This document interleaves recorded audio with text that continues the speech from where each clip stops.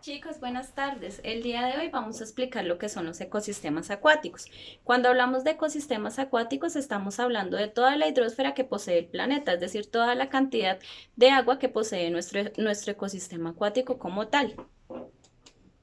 Cuando hablamos de ecosistemas acuáticos es muy importante tener en cuenta tres características, ¿cierto? La primera de ellas es la cantidad de sales. ¿Qué quiere decir cantidad de sales? Su nombre lo indica. Cantidad de sales es la cantidad específica de sales, solutos, nitritos y nitratos que puede tener dicho ecosistema acuático. Estos ecosistemas se pueden clasificar entonces en ecosistemas marinos y en ecosistemas de agua dulce. Los ecosistemas marinos son los que poseen gran cantidad de sal y los ecosistemas de agua dulce son los que presentan poca cantidad de sal o por el contrario no poseen sal como tal. ¿Listo? Nuestra segunda característica tiene que ver con la cantidad de luz, porque es importante la cantidad de luz. Cuando hablamos de la cantidad de luz en un ecosistema, hablamos de la incidencia de los rayos solares como tal en el agua, ¿cierto? Y esta incidencia de rayos solares lo que me va a determinar es la cantidad de organismos fotosintéticos que se pueden presentar en dicho ecosistema, ¿cierto? Entonces, ¿cómo sería una relación proporcional cuando hablamos de la cantidad de luz? Entonces, hablamos que entre ecosistemas que sean mucho más profundos, ¿cierto?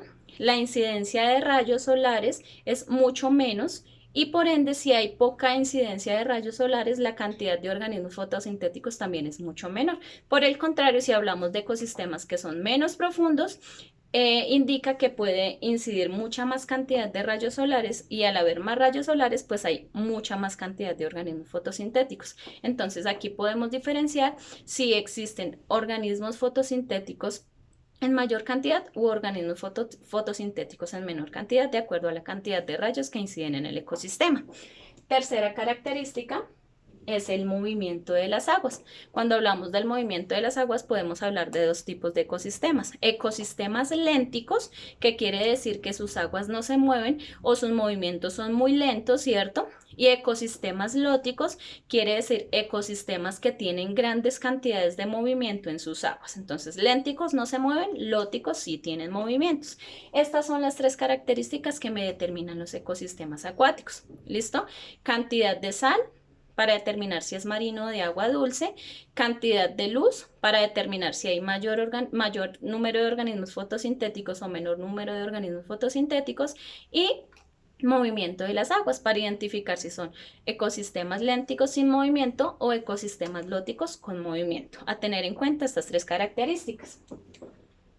Ahora, cuando hablamos de nuestros ecosistemas acuáticos, tenemos que ser conscientes de que los organismos que se presentan allí presentan unas adaptaciones muy diferentes a los organismos que se encuentran en ecosistemas terrestres. ¿Por qué? Porque las condiciones son diferentes, ¿cierto? Los recursos son diferentes, la temperatura es muy diferente.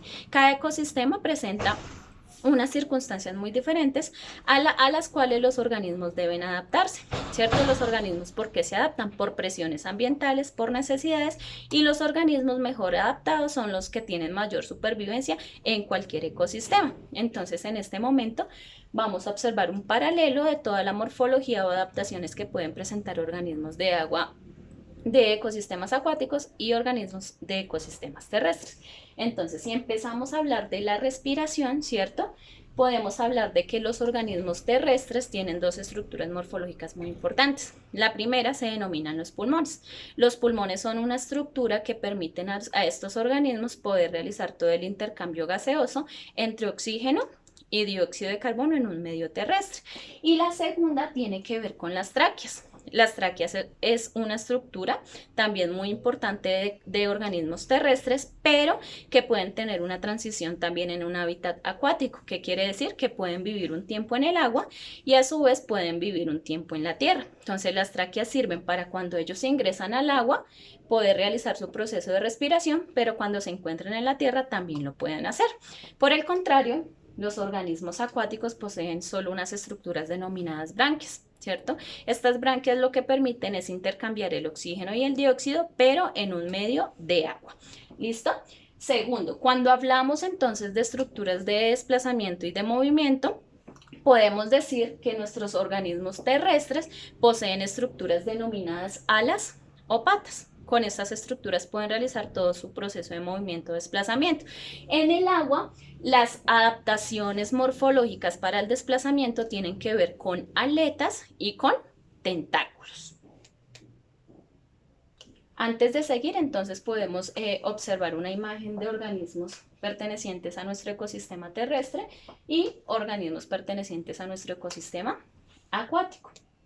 Siguiendo con las características, si hablamos de las raíces, entonces las raíces de organismos de ecosistema terrestre son mucho más grandes, mucho más fuertes, que permiten fijarse al suelo y ser, digamos que tener un soporte permanente. Si hablamos de las raíces de organismos de ecosistemas acuáticos, son mucho más débiles, quiere decir que los movimientos de agua o las corrientes de agua pueden hacer que las plantas cambien de lugar, ¿cierto? Y no tengan un sitio establecido como tal. El intercambio gaseoso se puede presentar tanto en el agua como en la tierra, y el intercambio se da a partir de oxígeno y de dióxido de carbono. Lo único que cambia es el medio aéreo o disuelto en el aire cuando hablamos de ecosistema terrestre, y cuando hablamos de un ecosistema acuático hablamos del intercambio que se realiza específicamente en el agua. Las estructuras morfológicas que poseen las plantas terrestres son mucho más fijas, ¿cierto? Es decir, tienen una raíz, tienen un tallo, unas hojas, que lo que hacen es darle rigidez a la planta, darle digamos que sujetarla bien al suelo y hacer que se sostenga de la mejor manera. Por el contrario, todas las estructuras que poseen, en este caso las algas y algunas plantas acuáticas, son mucho más débiles porque están expuestas a los movimientos de las aguas. Entonces, estas son algunas de las adaptaciones que podemos identificar tanto en ecosistema terrestre como en ecosistema acuático, y podemos evidenciar que cada organismo presenta similitud en algunas funciones, pero también presenta algunas diferencias. Y podemos observar en esta imagen entonces algunos organismos pertenecientes al ecosistema terrestre y unos organismos pertenecientes al ecosistema acuático. Bueno, el día de hoy también vamos a empezar entonces con la explicación de nuestros ecosistemas acuáticos. El primero es, o se denominan ecosistemas de agua dulce, y como lo habíamos dicho al principio de la clase, los ecosistemas de agua dulce se caracterizan por tener agua dulce, es decir, que la cantidad de sales en estos ecosistemas no se encuentra, ¿listo? O su cantidad es muy poquita. Cuando hablamos de ecosistemas de agua dulce, algunos ejemplares serían los humedales, los lagos, las lagunas. Podemos hablar de los ríos, los riachuelos, los pantanos, quebradas, cascadas, entre otros que ustedes conocen. Hay que tener en cuenta que estos ecosistemas acuáticos tienen una clasificación importante que ya la habíamos mencionado un poquito. Entonces se clasifican en ecosistemas lénticos de aguas quietas y ecosistemas lóticos de aguas movedizas. Entonces vamos a ver el paralelo de las características que posee cada uno. Entonces los ecosistemas lénticos son aguas estancadas, es decir, que no tienen ningún tipo de movimiento. Los ecosistemas lóticos son aguas que todo el tiempo se encuentran en movimiento. Segunda característica tiene que ver con que los ecosistemas lénticos resisten mucho mejor a las sequías, ¿cierto? Aguantan más y tienen más durabilidad. Los ecosistemas lóticos se evaporan muy fácil en épocas de sequía, es decir, que tienen riesgo de desaparecer cuando llegan las épocas de verano. Tercera característica, los ecosistemas lénticos, es decir, los ecosistemas que son quietos, son mucho más profundos, y los ecosistemas lóticos son mucho más profundos, es decir, son más profundos. Los ecosistemas lénticos tardan más en congelarse y en descongelarse.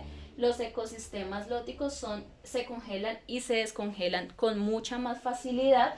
Los ecosistemas lénticos, dentro de sus ejemplos tenemos lagos, lagunas, estanques, humedales y pantanos, y algunos ejemplos de ecosistemas lóticos son ríos, arroyos, riachuelos, canales, cascadas, quebradas y todo lo que ustedes conozcan que tenga movimiento.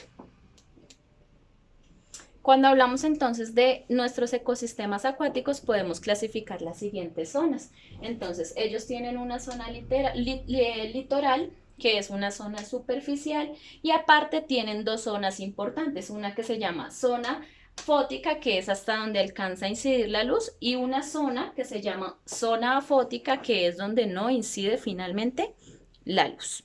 ¿Listo? Entonces, chicos, espero que pues la clase de hoy les haya quedado clara. La próxima clase entonces nos vamos a preparar y podemos ir leyendo un poquito acerca de nuestros ecosistemas marinos, es decir, ecosistemas que tienen agua salada. Muchísimas gracias.